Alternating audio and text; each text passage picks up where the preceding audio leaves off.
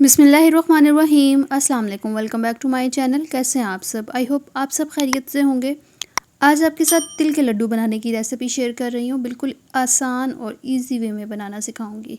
सर्दियाँ वैसे भी बहुत ज़्यादा हैं आजकल और तिल के लड्डू बच्चे बहुत ज़्यादा शौक से खाते हैं, तो बच्चों को लंच बॉक्स में ज़रूर बना के दिया करें। अच्छा, तिल के लड्डू बनाने के लिए आप यहाँ पर सफ़ेद तिल भी ले सकते हैं और दोनों जो काले और सफ़ेद दोनों मिक्स भी ले सकते हैं। यहाँ पे मैं देसी तिल ले रही हूँ। इसको जब आपने रेसिपी को शुरू करना है उससे पहले आपने इसको क्लीन बहुत अच्छे से कर लेना है, ठीक है। खुले से बर्तन में आपने इसे डाल के अच्छा सा झाड़ लेना है ताकि इसमें कोई मिट्टी कोई डस्ट ना हो, क्योंकि ये मैं देसी तिल का इस्तेमाल कर रही हूँ यहाँ पे, जो थोड़े से हमें ये के अच्छे से क्लीन करने पड़ते हैं। तो यहाँ पे मैं इनको सबसे पहले क्लीन कर लूँगी। उसके बाद इसका जो नेक्स्ट प्रोसेस होता है वो है भुनाई करने का। जब हम इनको थोड़ा सा भुनाई करते हैं बिल्कुल मीडियम टू लो फ्लेम पे, तो इनकी एक बड़ी ज़बरदस्त सी खुशबू आती है। भुनाई करने के साथ इनकी खुशबू बहुत ज़बरदस्त होगी और इनकी जो ग़िज़ाइयत है वो भी डबल हो जाएगी। इनका टेस्ट बहुत अच्छा होगा, तो इसे आपने भुनाई ज़रूर कर लेना है।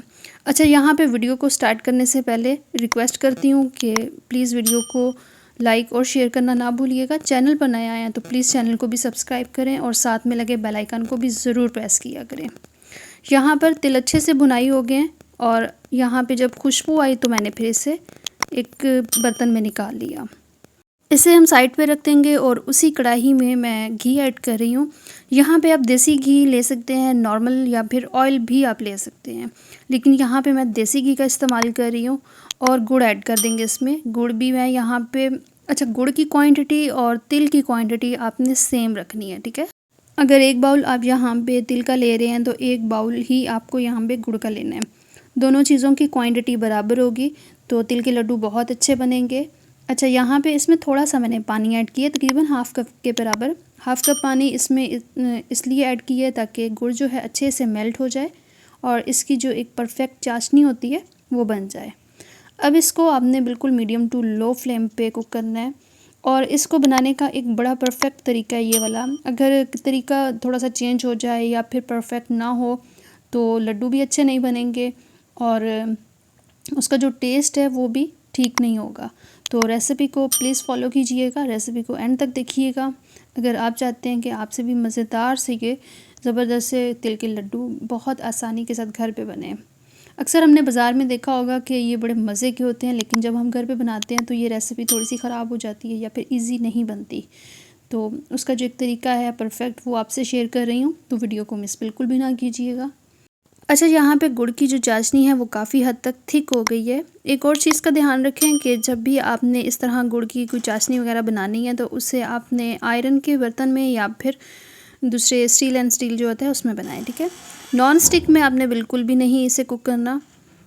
और यहाँ पे इसकी जो कंसिस्टेंसी है वो भी काफ़ी हद तक थिक हो गई है और चाशनी जो है वो बिल्कुल रेडी है। अब इसको यहाँ पर चेक करने का जो तरीका है वो ये कि आपने थोड़ा सा एक बाउल में पानी ले लेना है, उसमें इसको आपने थोड़ा सा ऐड करके चेक कर लेना है। अगर यहाँ पे थोड़ी सी ये सख्त है इसकी चाशनी तो समझ लें कि यहाँ पे ये बिल्कुल कुक है, ठीक है।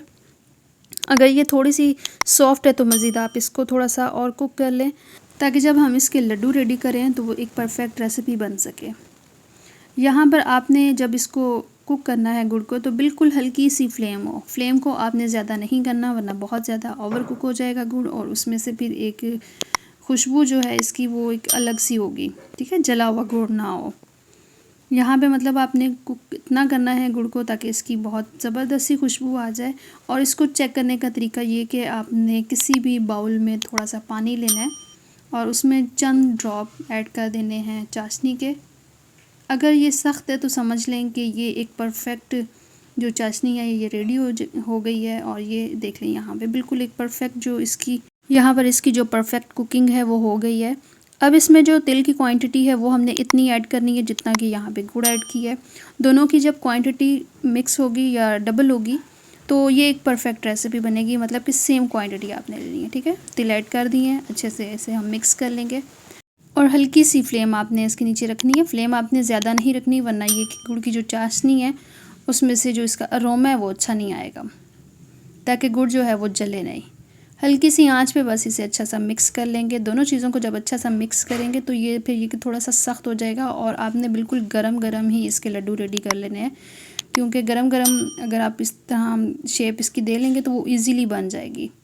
ठंडा होकर फिर ये कि थोड़ी सी मुश्किल होगी। अगर ठंडा हो भी जाए तो फिर हल्की सी आंच पे रखें, और हल्की सी आंच पे रखने के बाद इसके आप परफेक्ट सी शेप रेडी कर सकते हैं।